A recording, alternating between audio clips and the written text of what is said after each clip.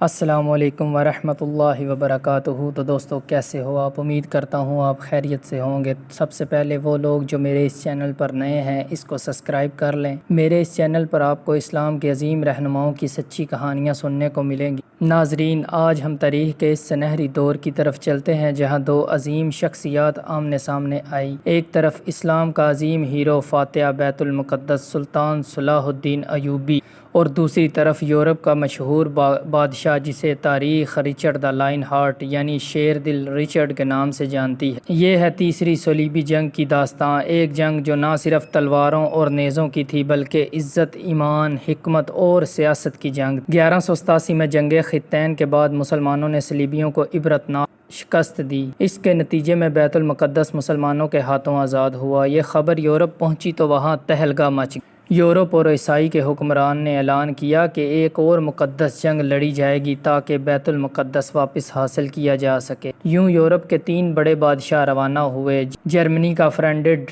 France کا flip Augustus اور England کا رچرڈ دی لائن ہارٹ۔ یہی تھی تیسری صلیبی جنگ کی شروعات۔ جرمن بادشاہ راستے میں ہی فوت ہو گیا اور فرانسیسی بادشاہ بھی زیادہ دیر نہ ٹکا، لیکن اصل کردار تھا رچرڈ دی لائن ہارٹ جو اپنی بہادری اور جنگی صلاحیتوں کی وجہ سے مشہور تھا۔ صلاح الدین ایوبی بھی تیار فلسطین کے شہر آکرا پہنچے۔ یہ شہر کئی مہینے محاصرے میں رہا۔ مسلمانوں نے بہادری سے دفاع کیا لیکن صلیبیوں کی تعداد اور یورپ کی مسلسل کمک نے بلاخر عکا کو ان کے قبضے میں دے دیا۔ یہ مسلمانوں کے لیے وقتی دھچکا تھا لیکن سلطان صلاح الدین نے حوصلہ نہ ہارا۔ اب اصل مقابلہ ہوا ارسف کے میدان میں۔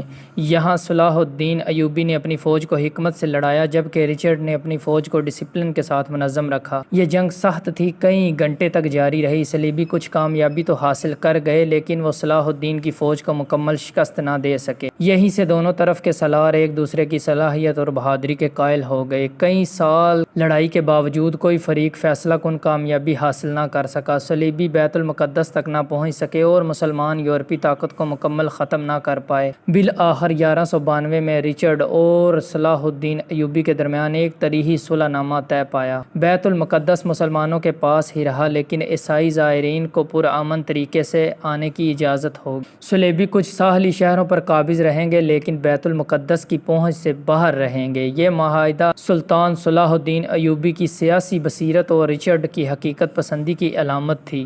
تاریخ گواہ ہے کہ رچرڈ دی لائن ہارٹ اور سلطان صلاح الدین دونوں ایک دوسرے کی بہادری اور عظمت کو تسلیم کیا۔ کہا جاتا ہے کہ رچرڈ بیمار ہوا تو سلطان صلاح الدین ایوبی نے اپنے ذاتی طبیب اور پھل بھیجے۔ یہ تھا اصل اسلامی اخلاق کا مظاہرہ۔ اور رچرڈ نے بھی اعتراف کیا، اگر میں کسی بادشاہ کا خادم ہوتا تو وہ سلطان صلاح الدین ہوتا، اور اگر بادشاہ ہوتا تو چاہتا کہ سلطان صلاح الدین میرا سپہ سالار۔ تیسری صلیبی جنگ کا سب سے بڑا نتیجہ یہ تھا کہ بیت المقدس مسلمانوں کے ہاتھوں محفوظ رہا۔ یورپی حکمرانوں کو یہ ماننا پڑا کہ مسلمان صرف تلواروں سے نہیں بلکہ عقل، ایمان اور عدل سے بھی جیتتے ہیں۔ یہ جنگ ہمیں یہ سبق سکھاتی ہے کہ دشمن بھی اگر طاقتور ہو تو حکمت، اخلاق اور صبر کے ساتھ مقابلہ کیا جا سکتا ہے۔ سلطان صلاح الدین ایوبی صرف ایک فاتح نہیں بلکہ ایک عظیم انسان، ایک عادل حکمران اور ایک حقیقی مجاہد تھے۔ ناظرین، تیسری صلیبی جنگ کی یہ داستان ہمیں یہ سبق بتاتی ہے کہ اصل عظمت طاقت میں نہیں بلکہ عدل اور ایمان میں ہے۔ سلطان صلاح الدین ایوبی کا نام ہمیشہ تاریخ کے سنہری اوراق میں جگمگاتا رہے۔ اور اگر آپ چاہتے ہیں کہ ہم سلطان صلاح الدین ایوبی پر اور ویڈیو بنائیں تو کمنٹ باکس میں اپنی رائے لازمی دیں اور ہماری ویڈیو کو لائک اور چینل کو سبسکرائب کرنا نہ بھولیں۔ جان باز کریٹر آپ کی خدمت میں اسی طرح نئی ویڈیو لاتا رہے گا۔ تو دوستو ملتے ہیں اگلی ویڈیو میں۔ اللہ حافظ۔